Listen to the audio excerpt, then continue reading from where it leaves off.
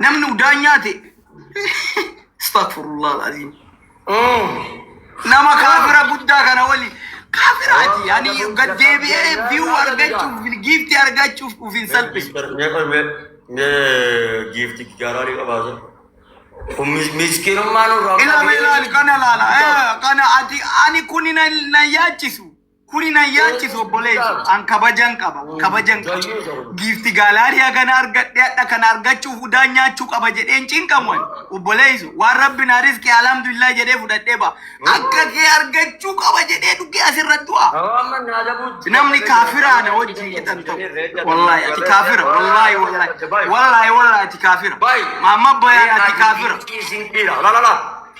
la me ati gifti nan madalin boleso gifti nan madalin argachu dabun kalesa jibtan dabe sin salpatu dabe na magadin taw miskina da ati mal qabdame miskinu ma makana ma boda dabde kanumat wallahi yaddi jima ko ko dare dunya dabar ya bada sare ani akka ke mitire akka ke baro so saroba janalle akuma kennan oso akka ke saroba de akuma ketin na kennan oboleso an kabaja feda akka ke bukke dem salpata harre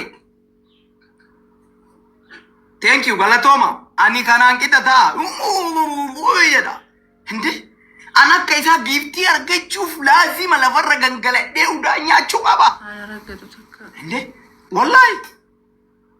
wallahi billahi alfalligim rabbika gade gifti nattafa male gadi bu'e wamboru na salpisu wamboru hawasa keessan na salpisu maka diniitiin dhufe namni kun akka ni ta'e hunda keessan dube annama kanaan qidhata gifti galari ki yala bar gifti galari ki kanan nama madala obboleso wallahi ennulle si kenna yo ati zarobat ennulle si kenna yo ati safu keessa baatee lafarra gangalattee qaxxamtee duute ennulle si kenna ginaan sanitti nama kabaja kiyyan naa caala waan nyaadhee bulu dhabu akka isaa waan nyaadhee bulu dhabee nama akkas du'u miti nama marateef ana an fayyaa qaba alhamdulillah wallahi billahi so wanna jedhe kabajan qaba kabaja kiyyan eeggadha hundi keessanuu galatooma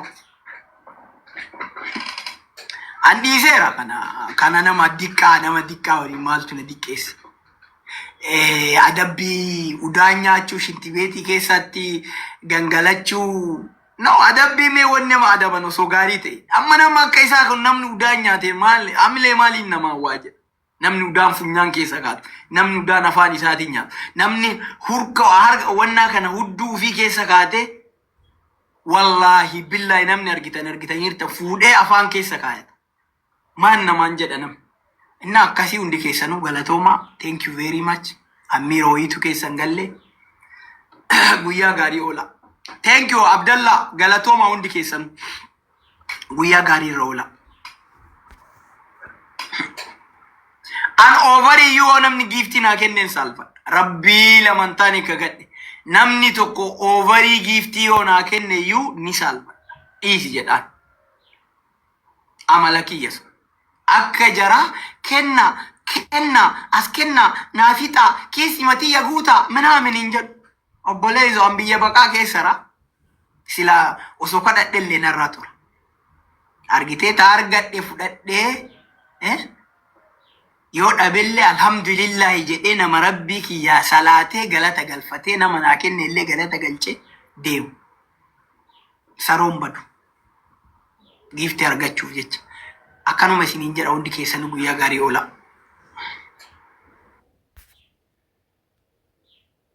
ሰጠው እመቤቴን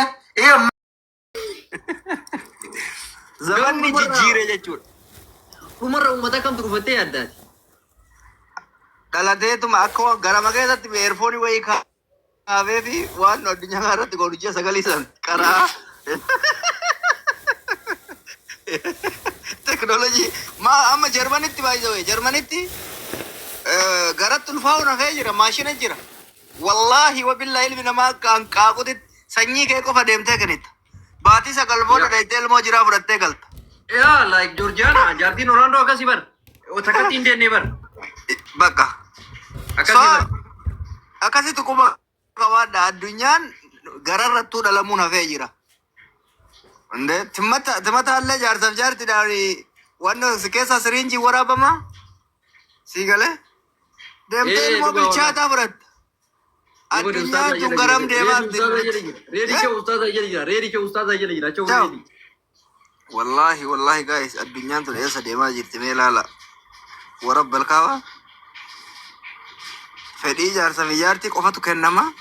Maashina keessa galfama.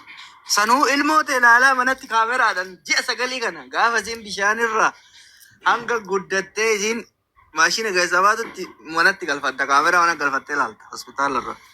Gisee barbaadde dhayitee ziyaarta ilmoo garaa keessa jiru. Mastaawattiidhaan ni beeki. Amma biyya Jarmanitti maashinni suni I think maashina gara 200 ta'e 200 ta'e hin beeku waan akkasii qaban. Yaa akka makiina ta'e jetta obboleessoo addunyaan kun garam deemaatti ilmaan nu caalaa beekumsa qabdi.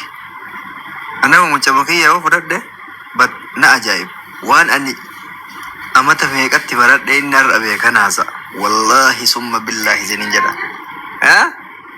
Mindi noo hin fedhu histirii jetta kana addunyaan maaltu akka asiidii ta'e wal nyaatiinsa nuti kutaa meeqa keessatti barannee fi maal waan feete walumaa galatti waan feete gaafadhu.